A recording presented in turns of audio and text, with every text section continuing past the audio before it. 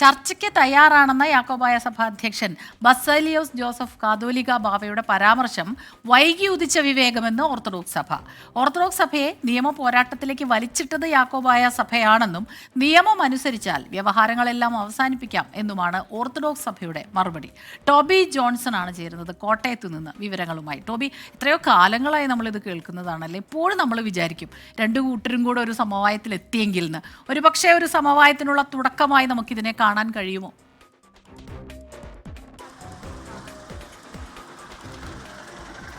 Smitha, Christina, എന്തായാലും അങ്ങനെ വേണമെങ്കിൽ നമുക്കിപ്പോൾ വിശ്വസിക്കാം. പക്ഷേ ഈ രണ്ട് സഭകളുടെയും കാര്യങ്ങൾ നമുക്കറിയാവുന്നതാണ്. പലതവണ ഇത്തരത്തിലുള്ള ചർച്ചകൾക്ക് തയ്യാറാണെന്ന് പലപ്പോഴായി സർക്കാർ ഇടപെട്ടൊക്കെ ചർച്ച നടത്താനൊക്കെ തയ്യാറായതാണ്. പക്ഷേ അതൊന്നും ഒരു സമാപനത്തിലേക്ക്, ഒരു അവസാനം കണ്ടെത്താൻ സാധിക്കാത്തൊരവസ്ഥയിലേക്ക് കാര്യങ്ങൾ പോകുന്ന കാഴ്ചയാണ് നമുക്ക് പലപ്പോഴായി കാണാൻ സാധിച്ചത്.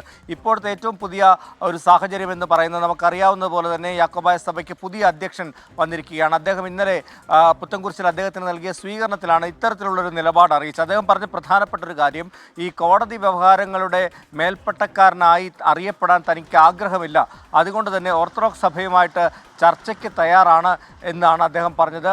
അങ്ങനെ പറയുമ്പോൾ പോലും ഈ നിലനിൽപ്പിന് വേണ്ടി ഏതറ്റം വരെ നിയമ പോരാട്ടം നടത്താൻ തയ്യാറാണെന്നൊരു വാരി കൂടി അദ്ദേഹം പറഞ്ഞു വെക്കുന്നുണ്ട്. അതിനുശേഷമാണ് ഓർത്തഡോക്സ് സഭയുമായി ചർച്ചയ്ക്ക് തയ്യാറാണെന്ന് കൂടി പറയുന്നത്. എന്തായാലും അതിനൊരു മറുപടിയുമായി ഓർത്തഡോക്സ് സഭ രംഗത്ത് വന്നിരിക്കുകയാണ്. അവർ പറയുന്നത്, ഈ പറഞ്ഞ വാക്കുകളിൽ അത് വിശ്വസിക്കാൻ സാധിക്കുമെങ്കിൽ അതുമായി മുന്നോട്ട് പോകാൻ തയ്യാറാണ്. പക്ഷേ അത് സ്വാഗതാർഹമാണെന്ന് പറയുമ്പോൾ പോലും അപ്പോഴും ഓർത്തഡോക്സ് സഭ മുൻപ് പറഞ്ഞ ചില കാര്യങ്ങൾ വീണ്ടും ആവർത്തിക്കുകയാണ്. അത് ഏറ്റവും പ്രധാനപ്പെട്ട ഒരു കാര്യമാണ്. സുപ്രീം കോടതി വിധി അംഗീകരിക്കുകയാണെങ്കിൽ തുടർ ചർച്ചകളാകാമെന്നുള്ള മുൻ നിലപാടിൽ ഉറച്ചു നിന്നുകൊണ്ടാണ് ഈ ഒരു പ്രസ്താവനയെ ഓർത്തഡോക്സ് സഭ സ്വാഗതം ചെയ്യുന്നത്.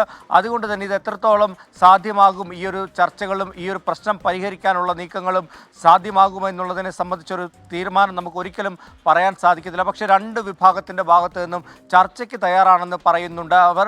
അതുകൊണ്ട് തന്നെ ഇതിലൊരു മൂന്നാം കക്ഷിയായി അല്ലെങ്കിൽ ഒരു ഇടനിലക്കാരനായി സർക്കാർ വന്ന് ആ പ്രശ്നം പരിഹരിക്കാനുള്ള നടപടികളിലേക്ക് പോകുമോ?